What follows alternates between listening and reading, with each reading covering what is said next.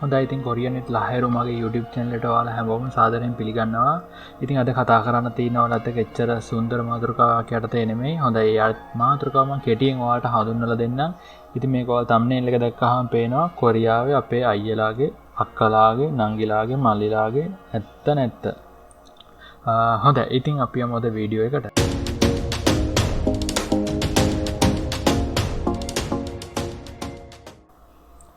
හොඳයි ඉතින් අද මම කතා කරන්න යන මාතෘකාව තමයි එච්චර ඔයාලට සුන්දර මාතෘකාවක් නෙමෙයි කතා කරන්න යන්නේ. නමුත් මේ දේවල් කියන්න ඕන ඔයාලට යන්න ඉන්න අයට සහ එහෙ ඉන්න අයටත් එක්කම තමයි මේ කියන්නේ. හොඳයි ඉතින් කියන්න ඕන මේ දේවල් හිතලා කියන දේවල් නෙමෙයි කනට අහලා සහ ඇහැට දැකලා සහ ඒ දේවල් විඳපු අය කියපු දේවල් අහලා තමයි මේ වීඩියෝ එක කරන්න කියලා හිතුනේ. මොකද මේ දේවල් එන්නම වැඩි වෙන තත්ත්වයක් තමයි පේන්නේ.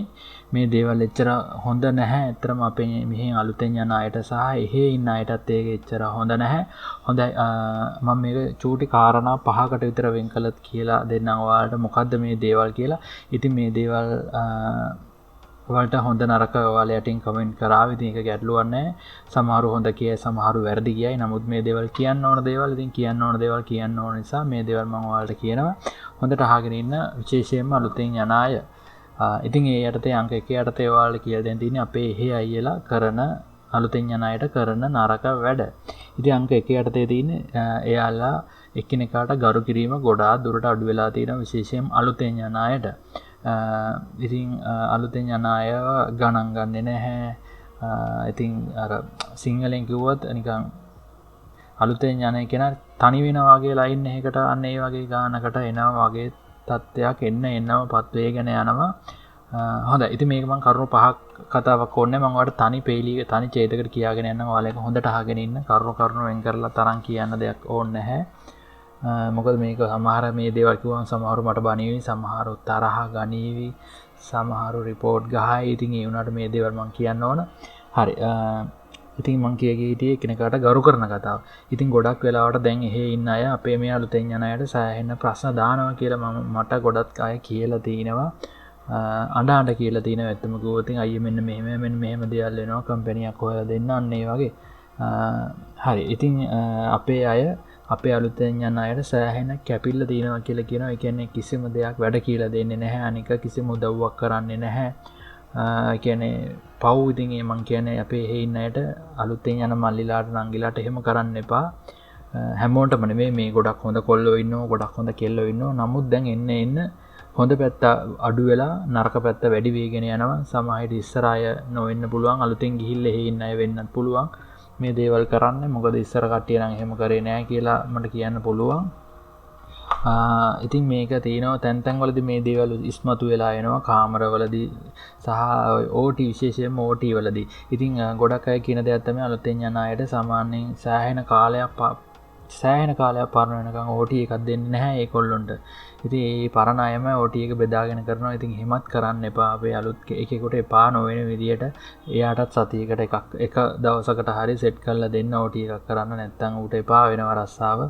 ඒක එකක්. අනික තමයි තදින්ම තියෙන දෙයක් තමයි පළාත් වාදය කියලා තියෙනවා. ඉතින් නුවර ඉන්න කට්ටිය කම්පැනි එක සෙට් වෙලා ඉන්නවා නම් ඒකට දකුණේ කොල්ලෙක් ගියොත් ඉතින් උගෙන් මරව වැඩ ගන්නවා කියලා කියනවා. කැපිල්ල වැඩි කියනවා.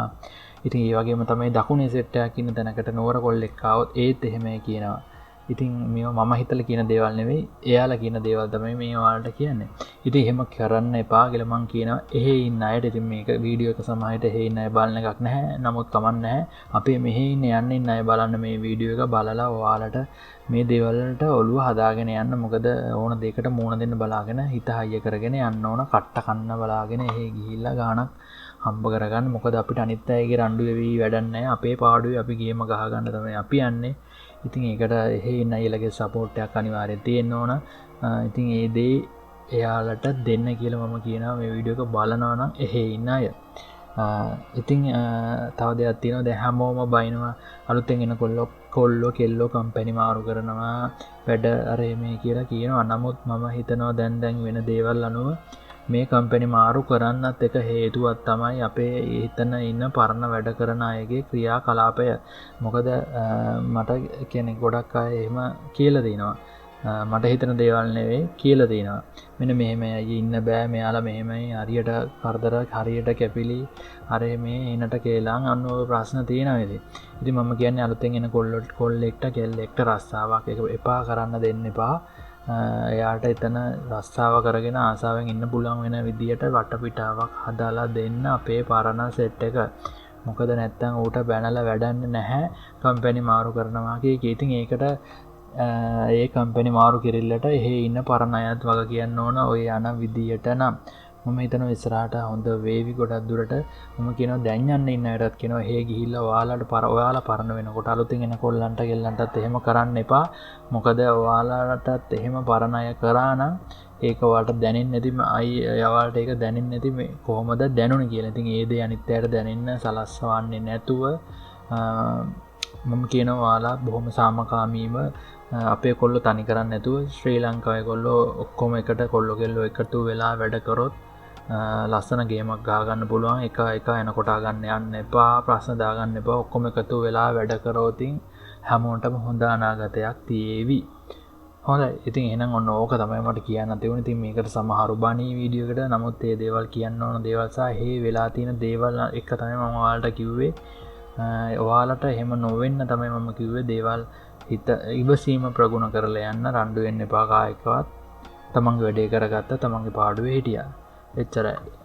හරි එහෙනම් අදට වීඩියෝ එක ඉවරයි. සරල වීඩියෝ එකක්. මේක කොරියානු පාඩම් වලට සම්බන්ධ දෙයක් නෙවෙයි. නමුත් පාඩම්ම නෙවෙයි ඔයාලට යනකොට සාමාන්‍ය දැනීමකුත් තියෙන්න ඕන. ඉතින් මේ දේවල් වලට තමයි මම මේ වීඩියෝ එක දැම්මේ. ඉතින් එහෙනම් අදට මම ගිහින් එන්නම්. ඔයාලට සුබ දවසක්.